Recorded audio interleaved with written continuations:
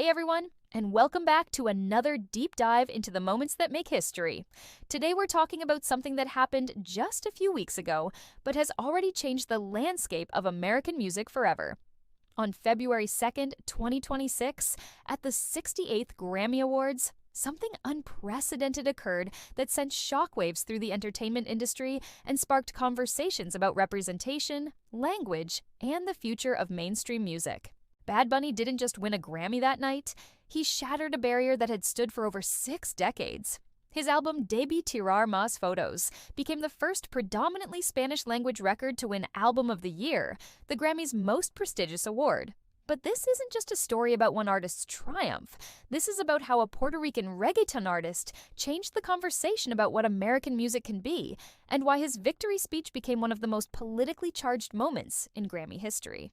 What makes this story so fascinating isn't just the historic nature of the win, it's how it happened, who tried to stop it, and what it means for the future of music in an increasingly diverse America.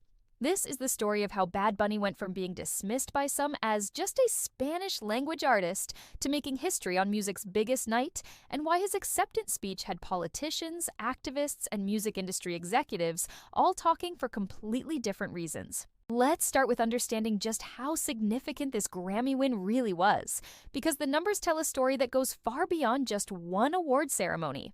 The Grammy Awards have been recognizing musical achievement since 1958. That's 68 years of ceremonies, thousands of awards, and tens of thousands of nominees. In all that time, no album performed predominantly in Spanish had ever won Album of the Year.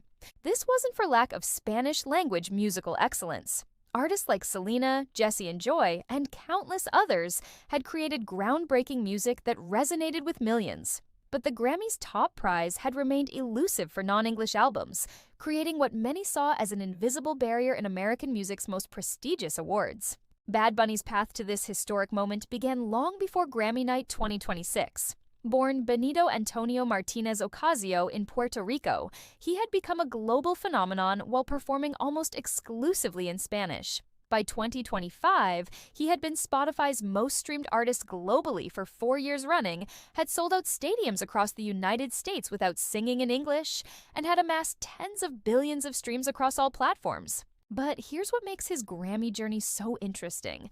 He wasn't trying to break into the American market by adapting to English language expectations. Instead, he was succeeding by being authentically himself, singing in his native language about his experiences and his culture. This approach had made him commercially successful, but many industry insiders questioned whether it would translate to recognition from the traditionally conservative Grammy voting body. The album that would make history, Debí Tirar Más Fotos, was deeply personal and culturally specific. The title, which translates to I Should Have Taken More Photos, reflected themes of nostalgia, Puerto Rican identity, and the importance of preserving cultural memories. It blended reggaeton with traditional Puerto Rican sounds like bomba and plena, creating something that was both global in appeal and deeply rooted in Caribbean musical traditions. When Grammy nominations were announced in late 2025, Bad Bunny's inclusion in the Album of the Year category was both expected and revolutionary. Music critics noted that his nomination represented the highest profile recognition ever given to a Spanish-language album by the Recording Academy.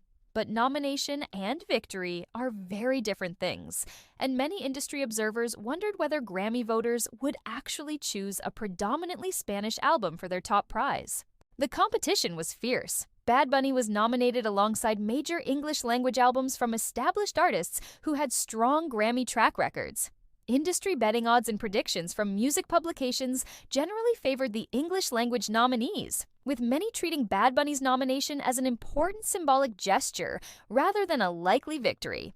But something interesting was happening in the broader cultural conversation around the time of the 2026 Grammys. Bad Bunny had become more than just a musician. He had become a cultural and political symbol. His outspoken criticism of ICE and immigration policies, his pride in Puerto Rican identity, and his refusal to sing in English had made him a figure who represented something larger than just entertainment. The timing of the Grammy ceremony added extra significance to his potential win. The ceremony took place just days before his controversial Super Bowl halftime performance, meaning that Bad Bunny was already at the center of national political conversations about language, identity, and what it means to be American. A Grammy win would amplify all of these discussions exponentially. Grammy night itself began with the usual red carpet glamour and industry networking, but there was an undercurrent of anticipation around Bad Bunny's chances that felt different from typical award show speculation. Latino entertainment journalists and cultural commentators were treating his nomination as a potentially historic moment, while mainstream music press seemed uncertain about how to frame the significance of his possible victory.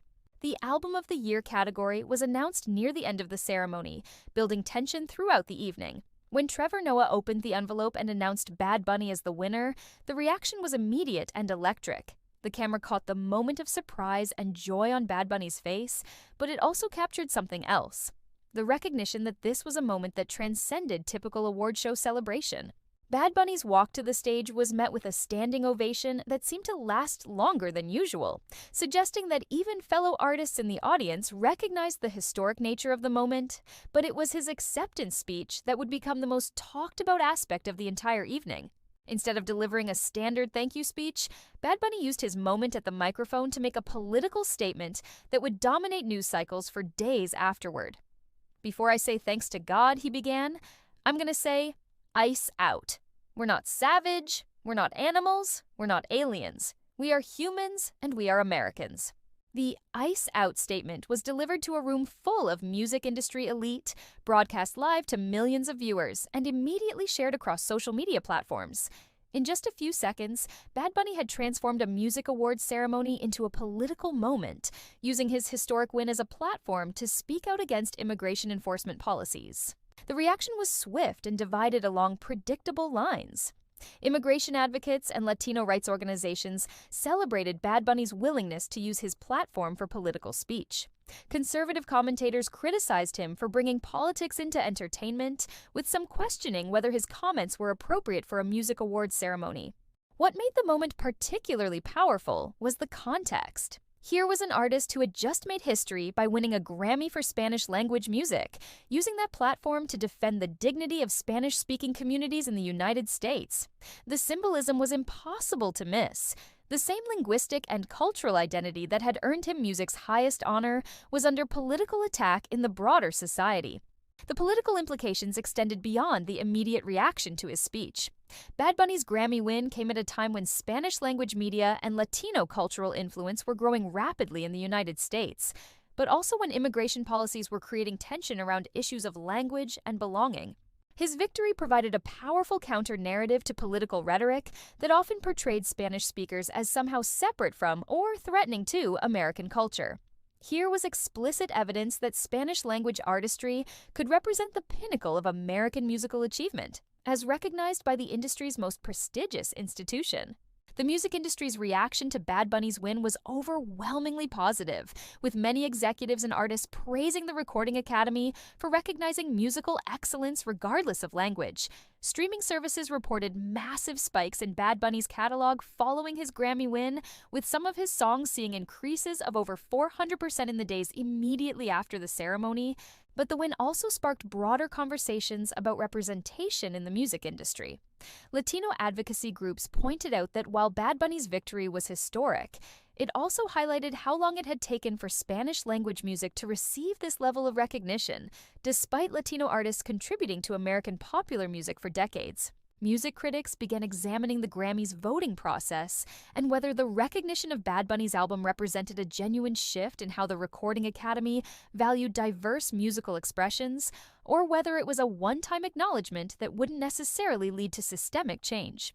The international reaction was particularly significant for Bad Bunny's career and for the perception of American cultural influence globally. Latin American media celebrated the win as validation of Spanish-language artistry on the world's biggest stage. European music publications noted how an American award show was recognizing the global nature of contemporary music in ways that transcended traditional linguistic boundaries. For the broader Spanish-speaking community in the United States, Bad Bunny's Grammy win carried emotional significance that went far beyond entertainment. Social media filled with posts from Latino families celebrating seeing their language and culture recognized at the highest level of American artistic achievement.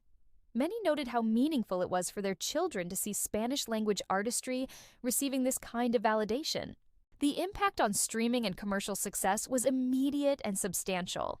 Bad Bunny's Grammy win drove massive increases in digital consumption of his music, with the winning album reaching new peaks on various charts. The win also boosted interest in other Spanish-language artists, creating what music industry analysts described as a Grammy bounce that extended beyond just Bad Bunny's own catalog. Record labels quickly took notice of the commercial implications. Several major labels announced increased investment in Spanish-language artists and Latin music development programs in the weeks following Bad Bunny's win. The message was clear. If Spanish-language music could win Grammys and drive massive streaming numbers, it represented a significant business opportunity. But perhaps the most lasting impact of Bad Bunny's Grammy win was how it changed conversations about what American music could be. For decades, the assumption had been that artists needed to sing in English to achieve the highest levels of recognition in American music. Bad Bunny's victory demonstrated that authenticity and artistic excellence could transcend linguistic boundaries. This shift had implications beyond just music awards. It represented a broader acknowledgement of America's linguistic diversity and the cultural contributions of Spanish-speaking communities. In a country where Spanish is already the second most spoken language, Bad Bunny's Grammy win felt like mainstream recognition of a demographic and cultural reality that had long been overlooked by major institutions. The connection to his upcoming Super Bowl performance added another layer of significance to the Grammy win. Having won music's highest honor just days before performing at America's biggest sporting event, Bad Bunny was entering the Super Bowl controversy from a position of unprecedented artistic credibility. His critics could no longer dismiss him as just a Spanish-language artist. He was now a Grammy-winning Album of the Year recipient.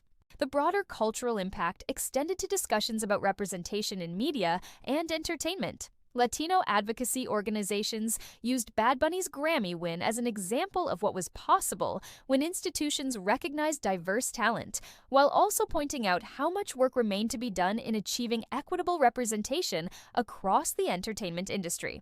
Educational institutions also took notice. Several universities announced new programs in Latin music studies or expanded their existing curricula to include more Spanish-language musical traditions. Music schools began offering more courses in reggaeton and other Latin genres, recognizing that these styles were now part of the mainstream American musical landscape. The political implications of Bad Bunny's win continued to reverberate in the weeks following the ceremony. His "ICE out" statement became a rallying cry for immigration advocates, while also drawing continued criticism from supporters of stricter enforcement policies. The fact that these political discussions were sparked by a music award demonstrated how cultural achievements could become political symbols in America's increasingly polarized environment. Looking back now, Bad Bunny's 2026 Grammy win represents more than just a single artist's achievement. It marked a turning point in how American cultural institutions recognize and celebrate the country's linguistic and cultural diversity. It demonstrated that authenticity and artistic excellence could transcend traditional barriers and assumptions about what American music should sound like. The historic nature of the win was immediately apparent to everyone who witnessed it, but its long-term significance is still unfolding. By refusing to compromise his linguistic and cultural identity while achieving the highest possible recognition in American music, Bad Bunny created a template for future artists who want to succeed on their own terms rather than adapting to existing industry expectations. Thanks for joining me for this look at how Bad Bunny made history at the 2026 Grammys, and why his Album of the Year win represents much more than just a music award. His victory demonstrated that the American music landscape is big enough for diverse voices and languages, and that artistic excellence can be recognized regardless of the language in which it's expressed. What do you think about Bad Bunny's historic Grammy win, and his decision to use his acceptance speech for political commentary?